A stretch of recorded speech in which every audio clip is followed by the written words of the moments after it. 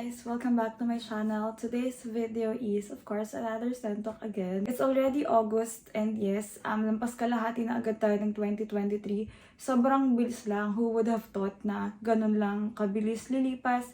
Kasi parang feeling ko, ka-film ko lang ng aking 2022 favorites and now, lampas na tayo sa kalahati. So I feel like this is the perfect moment to make my semi-annual favorites video. Ayan. So kasi karaniwan, yearly ako gumagawa. So today, I will be sharing with you the fragrance mist that I'm currently loving or my current favorites. Sa madaling salita. Ayan. Let us start with this one.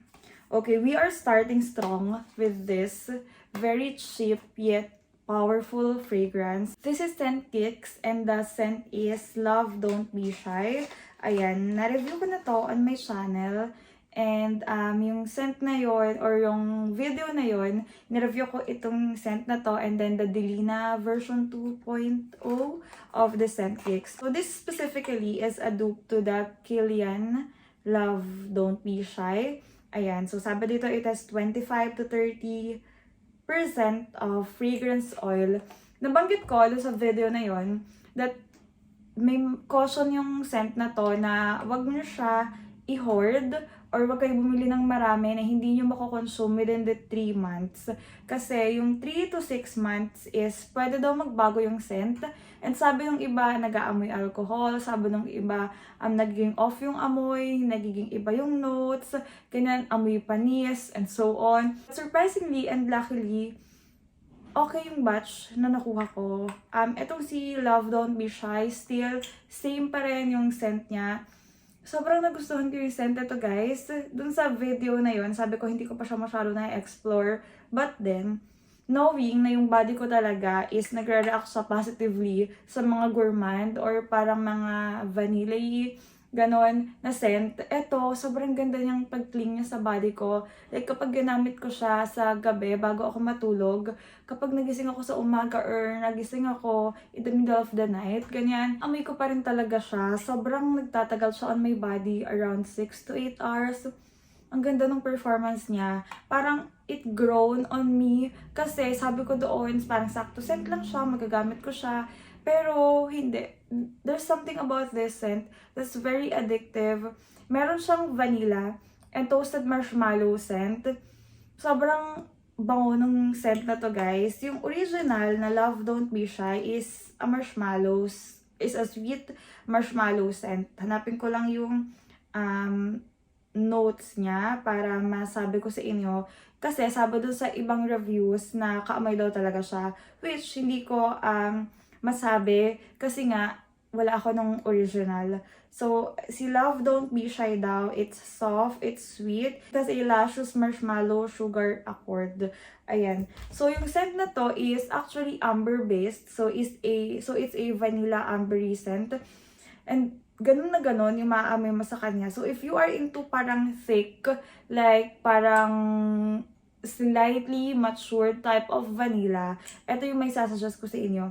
Mabango to, guys. It's sweet, it's sugary, but on the dry down, sabi nga, it's ambery. Ayan, mabango siya, guys, and mura lang to, guys. 100 plus pesos or 200 plus. I'm sorry. Parang 230 yata ko siya gano'n nakuha. Ayan, mabango to, guys. So, you need to try this if you have the same scent preference as mine. So, si Scent Kicks Love Don't Be Shy, it's one of the scents that I'm loving lately. Okay, so these scents are dupe as well. So, this is Victoria's Secret Tease and this one is Body Fantasies Sweet Sunrise.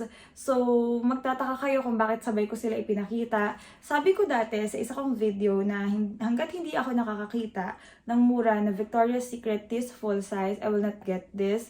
Kasi karaniwan na binabenta to for 900 to 1,000 pesos and wala akong ganun kalaking budget for this. But luckily, may nag-declutter nito for 700 pesos, I think, or 730 pesos. And nung dineclutter na to is, nandito pa siya, like, puno pa talaga siya. Yun nga lang, ilang beses ko na itong ginagamit, kaya ganyan, nakarami yung bawas niya. You know naman na I love teas so much. I feel like ito yung isa sa mga nag-top scent ko last year. Sobrang bango nito. It's the perfect mixture of a fruity, vanilla scent. It has peach, it has lychee, and of course, vanilla on the dry down. It's a sweet, attractive, yet parang may hint of pagiging innocent scent. It's sexy, it's very alluring. If you are going on a first date, I recommend that you use this. Sobrang, parang nakaka-hook siya. Even guys or girls na makaamoy, nababanguhan dito kay Tease. Sobrang gustong-gusto ko to, guys. And this is actually my fifth bottle of Tease. Meron akong 3 travel size nito. The other one I gave to my mama. And then yung 2 natira sa akin, yung isa ubus na. And then yung isa, tinitipid ko nga. Kasi wala pa akong full size, but now I already have this, which I got again for 700 pesos only. So this tea, sobrang bango niya, guys. Palagi ko siya talaga ginagamit. Yun nga lang, ayan, madami na siya bawas, and syempre ayoko siyang magastos masyado. Ayan, so etong si Sweet Sunrise, na-review ko na to. I already told you kung gaano sila magka-dupe or magka-amoy. Si Sweet Sunrise is just a more sugary, a fruitier version of this. So, mas safe pa rin to kasi less yung pagiging sugary and less yung pagiging sweet niya. Mas may headache-inducing to for those who are not into sweet scents. Again, yung medyo cloying na kasi siya, like sugary kasi siya. But for me, who is into sweet scent, tolerable siya for me. I spray this in the morning. Ito talaga yung ginagamit ko kapag sa body ko. And then, ito yung ginagamit ko na pang retouch because you will still get the hint or the scent of the teas but on a cheaper version. Ayan. So, ito yung ginagamit ko na pang retouch. Magkaamoy sila, guys. If you want an in-depth comparison video, again, link down below. So, ayan. Si Sweet Sunrise and si Tia, sila yung madalas kong pinagmamash. Siguro kahit ngayon, napasukan na, sila pa rin yung madalas kong gagamitin. This one, I'm wearing right now. So, this is Bath & Body Works Christmas Cookies. Wala pa sa bare months. August pa lang. Pero naka-Christmas scent na ako agad, guys. Ayan, so, si Christmas Cookies. Wait lang, hanapin ko lang po yung notes. So, according to the website, it has creamy cookie dough, almond biscotti, and caramel wood. So, this one is a really Christmassy, very festive scent. I'm wearing this right now kasi maulan, malamig. Kasi parang may bagyo yata. Ayan. So, ito yung ginagamit ko. Sobrang comforting na scent nung scent na to. It's a cozy, comforting scent. A perfect scent if you are going to spend your day alone. Like, you parang you just want to relax. A self-care day, ganyan. Kasi, sinasabi ko na perfect siya kapag mag-isa ka. Kasi, I don't know or I'm not sure lang if lahat ng tao is magugustuhan siya because it's a straight up foodie scent. Like, I watched a YouTube review and sinabi niya, ito yung parang pinaka straight up foodie scent in her collection. And it's true enough. This is really a foodie, a perfect gourmand scent. So, if you are into like straight up, plain, cookie, almond scent, ito yung maisasuggest ko sa inyo. Amoy talaga siya pagkain. Hindi mo mapagkakamala na hindi siya gourmand. Kasi yung iba, gourmand sila, but still may touch ng pagiging fresh. Gourmand, pero may touch of pagiging matured, ganun. So this one, it's a straight up foodie scent. So if you are into warm bakery scent, so this Christmas cookie is something I can suggest. You can wear this on parang self-care day, sabi ko nga, you can wear this on your parang chill days at home, ganyan, pwede rin siya pantulog, or kung gusto niyo parang pang-relax, ganyan, eto, masasuggest ko sa inyo, especially kapag malamig nga yung panahon. It's an old bottle. I already have a newer packaging, feeling ko meron ako dyan, and then, eto. Pero ito yung may stronger, and ito yung mas nagtatagal na scent on my body. And I'm going to spray this kasi nga, this is what I'm wearing right now. Ayan, Christmas cookies, sobrang favorite ko. Okay, this one naman is a Calgon. So this is Calgon Take Me Away Vanilla Swirl. Sabi daw dito, it's delightful and warm with notes of blackberry and golden amber drenched in vanilla cream.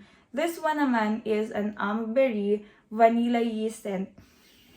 This is very creamy, very luxurious type of vanilla. Almost a body care scent. Like, amoy siya, parang lotion, ganon. But still, with a hint of vanilla swirl. Ang bango ng scent na to, guys. Ang ganda ng pagiging ambery niya. I'm not getting parang enough of blackberry scent. Wala ko na amoy sa kanya na berry notes. But then, yung amber and vanilla, they're perfect together. Sobrang ganda ng combination ng scent na to. But take note lang, na kapag yung bibigyan niyo nito is into vanilla, but medyo masakitin yung ulo, hindi siya ganun ka-safe. Kasi ako minsan, pag na-overspray ako nito, parang may sakit sa ulo or hilo factor siyang konti. Kasi yung vanilla niya is strong. But then, kapag sakto lang yung pagka-spray mo sa kanya, this one is really, really cozy, very comforting. Ang bango ni Vanilla Swirl, guys. I have this in travel size, but I decided to get this in a full size. So, nakakita ako ng 450 pesos na offer. Kasi nga, mabango talaga siya, guys. And it sticks and it clings on my body. Maganda yung pag-stay niya. Like, the longevity of this one is 10/10 nga lang, dapat saktong spray lang. If nawawala na yung amoy niya, spray nyo na lang ulit.